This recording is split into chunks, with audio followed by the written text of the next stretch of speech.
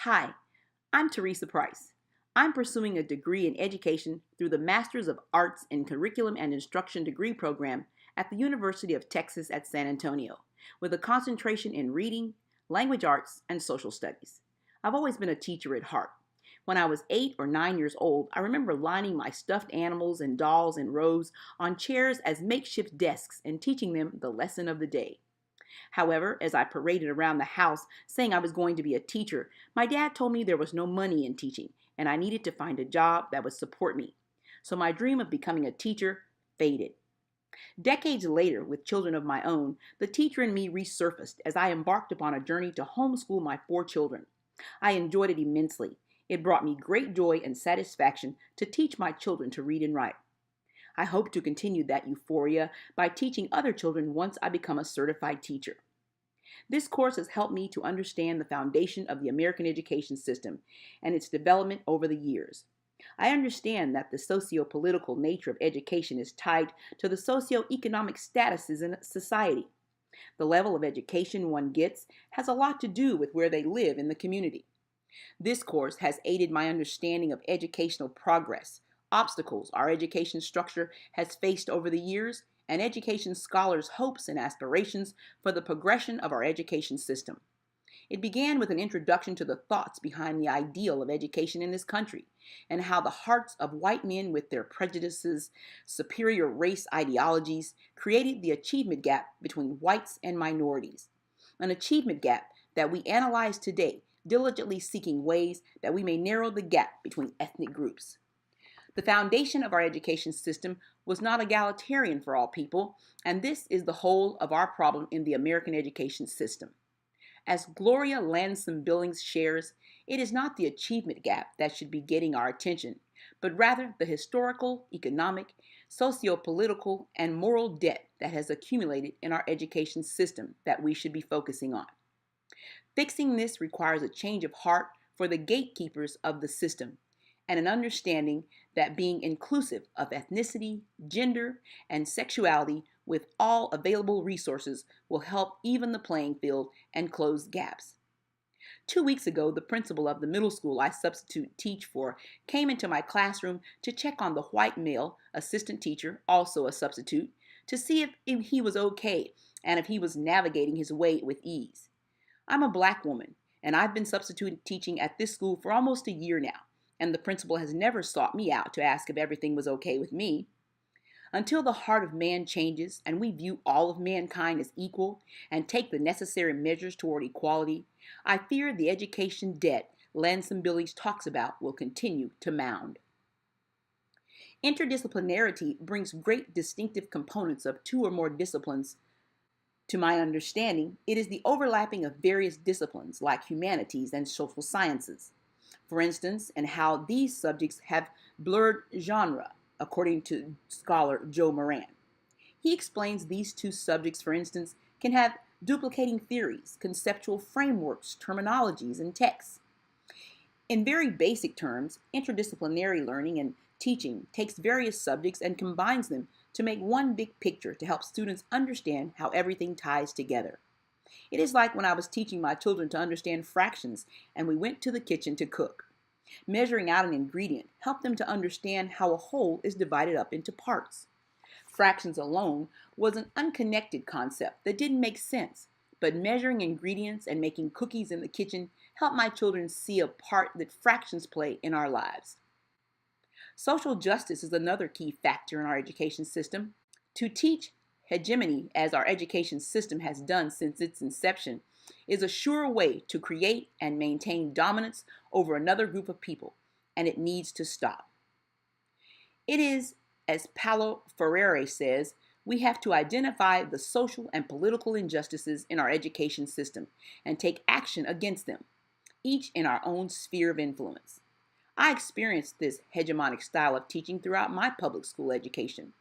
On the first day of school in 2nd grade, my teacher divided the white and black students and marched the white students to the nearby classroom while we black students were marched outside to other buildings to begin our first day of special education class. We had been judged by the color of our skin as to the level of our intelligence. No test or evaluation of any kind had been administered to us. It was just assumed that because we were brown, we lacked in intelligence. In my opinion, social class is being taught in our education system, and it is continuing to perpetuate the great divide among the ethnicities. If hegemonic teaching continues, so will the division among the diverse population that makes up America. Students should be taught to believe in themselves. They need to be taught that their differences are not weaknesses or bad, but that we all possess strengths and weaknesses. As a teacher, I will strive to find a student's individual strengths and encourage that student to thrive in those strengths. I will help them to identify their weaknesses and work on improving in those areas as well. Oppressors need to acknowledge the injustices in our education system and strive to right these wrongs in the many ways scholars like Freire has suggested. The psychological process of learning and development was covered in this course as well. Here I learned the difference between knowing and learning. Theories discussed here include behaviorism, cognitivism, and social constructivism. The success and failure of learning and development is uncovered here. Understanding learning theories will help me as an educator to be a better teacher to my students. Having clarity in what learning and development is and knowing the various viewpoints of the scholars involved in educational behaviors and cognitive theories aid in making for better educators. The psychological literature in this course reveals that development is always a prerequisite for learning, and that if a child's mental functions have not matured to the extent that he is capable of learning in a particular subject, then no instruction will prove useful. I experienced this in teaching my children to read. I followed the same process of teaching my son to read as I did my daughters, and while they each picked up reading very early on, my son was much older when his mental capacity developed to the point that one day he just got it. He picked up a book and began reading with ease. In my teaching practices, I will keep in mind that the brain develops at different ages for children, and I will be patient in helping them to develop. This course has helped me to understand that learning is development. Patience will be key in the development process of children. There are numerous learning theories, but three more we learned were situated learning, constructionism, and andragogy. Situated learning is social learning, the knowledge we gain when we interact with others. It looks at our surroundings and its impact on the learning process. Constructionism is the actual building of learning, like we have constructed in the various artifacts we've had to construct in this class. Finally, andragogy discusses adult learning. Situating constructionism takes learning from the abstract to the tangible.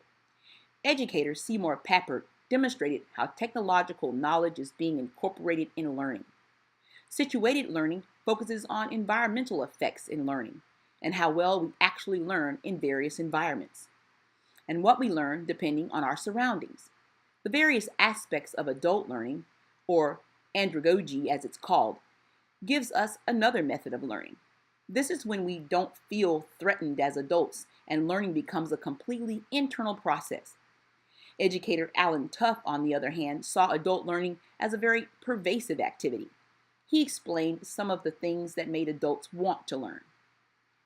The diverse population that makes up the children we educate is far more diverse than I realized until this class. I learned that there are different ethnicities, yes, but there are also cultural and sexual diversities to consider, as well as children with disabilities and the technology native generation to embrace. As forward-thinking educators, we must work diligently to find ways to ensure equity is the foundation of everything we do. When we spot bias actions or discrimination of any kind, I feel it is our duty to identify it and stop it in its track. All of these themes have solidified my resolve to strive to be as unbiased with my students in the classroom as I possibly can. I will incorporate the key foundational theories necessary to meet the needs of the diverse community of learners. Equity is my goal. I will treat them as if they were my own children. I won't judge or have favorites. Instead, I will praise their work and encourage each of them to make their strengths stronger while improving upon their weaknesses.